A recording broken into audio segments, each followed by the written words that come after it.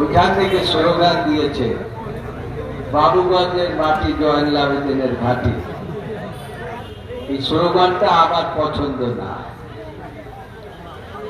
যদি আপনারা বলতেন যে বাবুগঞ্জের মাটি শহীদ রাষ্ট্রপতি জিয়াউর রহমানের ঘাঁটি, আপনারা যদি বলতেন বাবুগঞ্জের মাটি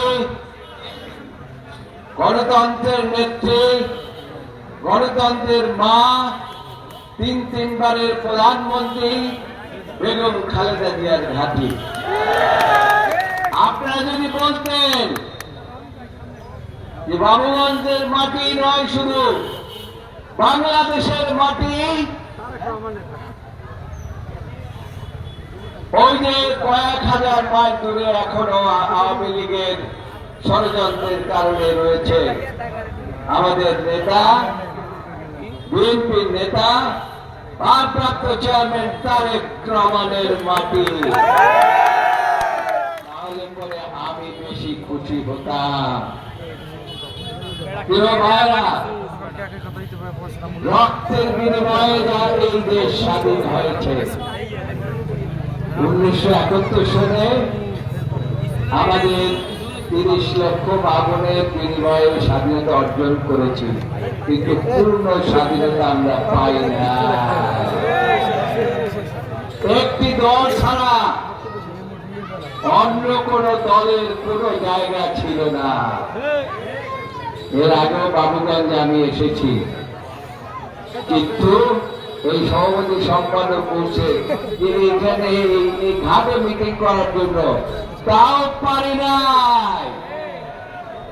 পুলিশ বলে আপনারা একটু তাড়াতাড়ি এখান থেকে চলে যান। আজকে আপনারা সারা মাঠ, রাস্তাঘাট আপনারা ভরে ফেলেছেন। এর অর্থ হচ্ছে আজকে আপনারা একটা পূর্ণ স্বাধীনতা পেয়েছেন। এই স্বাধীনতা রক্ষা করতে হবে আপনাদেরকে। এই স্বাধীনতা রক্ষা করার জন্য কি কাজ করতে হবে? প্রথম কাজ হচ্ছে যে এখনো শেখ হাসিনার প্রেতাত্মারা কিন্তু বিভিন্ন ভাবে ঘোরাফেরা করছে। আমার কাছে খবর আছে এই বাবুগঞ্জেও ছাত্র দলের মধ্যে, ছাত্র দলের নেতৃবৃন্দ এখানে উপস্থিত আছেন, যুব দলের নেতৃবৃন্দ উপস্থিত আছেন এবং বিএনপির নেতৃবৃন্দ উপস্থিত আছেন। সবার মধ্যে ঢুকে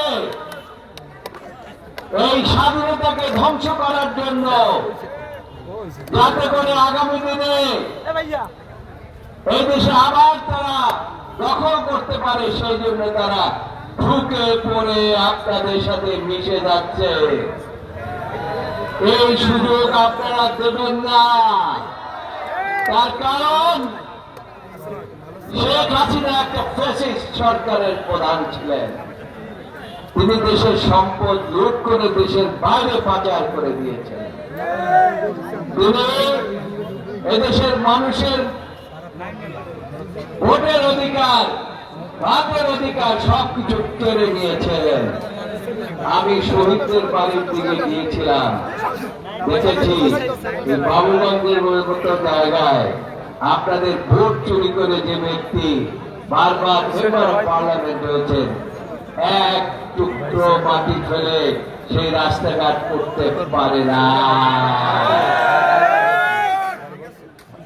আর শেখ হাসিনা তাদের পেট ভারী করার জন্য এবং দলের লোকদেরকে ফুসে ফাঁকিয়ে তাদেরকে মোটা টাকা করার জন্য ওই ঢাকাতে কিছু মেগা প্রজেক্ট দিতেন এবং সেখান থেকে সব টাকা বাইরে পাচার করে দিয়েছেন। ব্যাংক খালি, বিমা খালি, সমস্ত প্রতিষ্ঠান খালি। এই অবস্থার মধ্যে বাংলাদেশকে রেখে পালিয়েছেন। এমনিতেই পালান নাই, যখন বুঝতে পেরেছেন জনগণ গণভবনে ঢুকে তাকে টুকরো টুকরো করে ছিঁড়ে ফেলবে, তখনই তিনি পালিয়েছেন। পালিয়ে কোথায় গিয়েছেন? ওর যে পাশের একটা দেশ ভারত, তাদের সেখানে বসে এখন এই দেশের বিরুদ্ধে ষড়যন্ত্র করছেন। আমাদের এখন এই ষড়যন্ত্র মোকাবিলা করে সামনের দিকে এগিয়ে যেতে হবে। আবুল ভাই বলেছেন নির্বাচনের কথা। আগে তো এই ফ্যাসিস্ট সরকারের ষড়যন্ত্র থেকে এই দেশকে রক্ষা করে তারপরে আমাদেরকে নির্বাচনের কথা ভাবতে হবে, এবং সেই জন্য তাদেরকে আমাদের নেতা জনাব তারেক রহমান বলেছেন যে আপনাদেরকে একটা যৌক্তিক সময় দেওয়া হবে। 1-11 সময় কিন্তু ক্ষমতা ছাড়তে চায় নাই।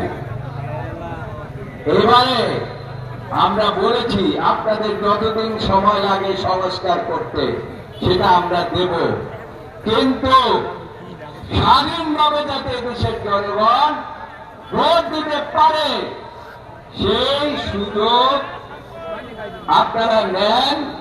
এর বেশি সুযোগ আর নিতে যাবেন না।